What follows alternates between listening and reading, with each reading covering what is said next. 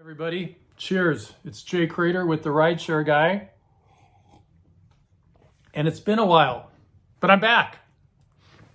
So this video is about what it's like for a veteran such as myself who took 2 years off. I haven't driven in over 2 years, since the pandemic started. I went and I drove for 5 hours in San Francisco with Lyft.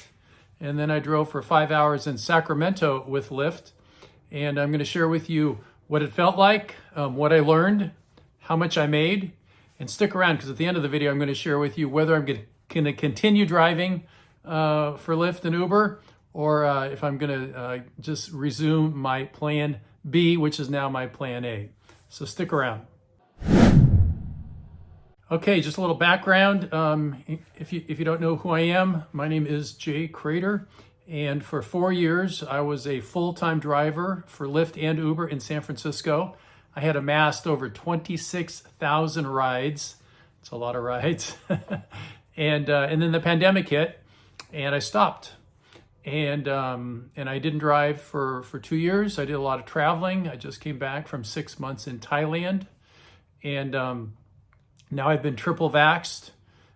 Things with the pandemic have kind of settled down. I actually got COVID in February in Thailand, so I feel pretty safe.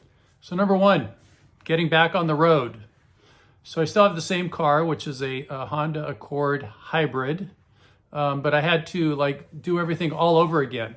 So I went to the local Lyft hub, got my car approved, and signed up. And it took them about a week to get back to me with approval of my background check. I picked up this, so that I can go to the airports. And they also gave me, I got a Lyft logo. And then I went to Uber.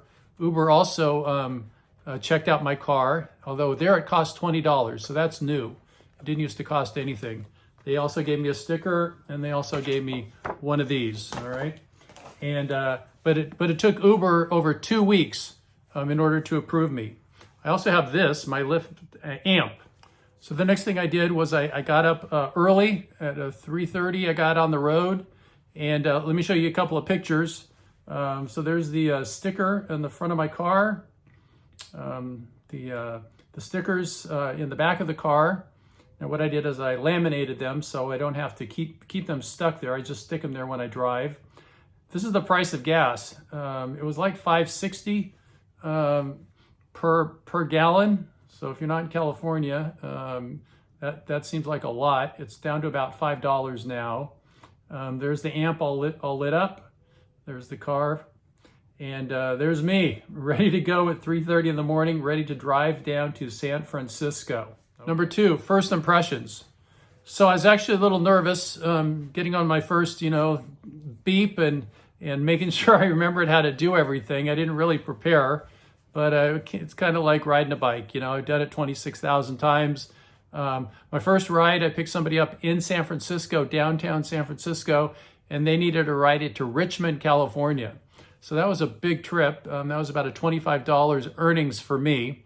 I actually made about $50 in my first hour. Number three, perhaps the biggest disappointment is that driving really hurt my body. So I'm 2 years older now. And I just noticed my back and my left leg really hurt after a few hours. And I never really had that pain before driving in my car. So that was a little disappointing because it was a persistent pain that I couldn't really just sort of put my mind on something else. I still had a mostly enjoyable time, but I started to think, could I do this for more than 5 hours in a day? I used to drive 12-hour days, 5 days a week. And I look back and I marvel at how could I have done that? Okay, number four, the results. What was my earnings? And it looks like I still got it, right? So what you see here is the earnings report. I worked 5 hours and I made $170. Okay, so $170 for 5 hours, right? So that's a pretty good earnings. So number five, San Francisco versus Sacramento, okay? So what I'm going to do now is I'm going to go to the whiteboard and I'm going to show you kind of how I broke it out to see what made the most sense, driving in San Francisco or driving in Sacramento. That's my San Francisco earnings, $170. In Sacramento, I drove for 5 hours and I made $130. So we're going to go San Fran, and we're going to go Sac. I bought this iPad when I was in Thailand. Here's the no-nonsense analysis. San Francisco, 170. That's the starting number. Sacramento, 130. Okay, now we got to just subtract the gas because that's a variable expense and gas prices are very high. All right, so in San Francisco, I drove 150 miles for those 5 hours. Same with Sacramento. Okay, but to get to San Francisco, I had to drive 100 miles each way. Okay, so that's an extra 200. So that's 350. I'm using 12 cents per gallon. That's based on $5 per gallon, and I get about 40 miles per gallon. So that's $42 in gas.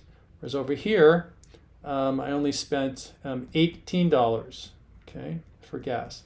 So when we net it out, $128, and here I made $112. But we have to subtract the, we're going to divide this by the number of hours that I worked. Well, not only did I do the 5 hours in San Francisco, but I did an hour and a half to get there and 2.5 hours because I hit traffic coming back. So that's 4 extra hours. So that's a total of 9 hours, okay? Whereas in Sacramento, it was just 5. I just got in my car and started driving. That. So what do we get? $14.22 per hour net in San Francisco. And in Sacramento, even though I made less total, I come up with $22.40. So the winner chicken dinner is Sacramento. So if I'm going to just drive for 5 hours in a day, coming from Sacramento, the best place to drive is Sacramento. All right, so what are my key takeaways? I guess the biggest key takeaway was it hurt my body. So driving does have its risks. It's not really good for a body to be sitting in a car for those long periods of time. It's also stressful because you're worried about getting into an accident. There's just that constant stress of, these big pieces of metal, cars zipping around you and you zipping through traffic and all of that. So that was the first observation. Second observation was the money was okay, but I wouldn't say it's great. As you just saw, I could make anywhere from $14 to $22 per hour, which is okay, but not great.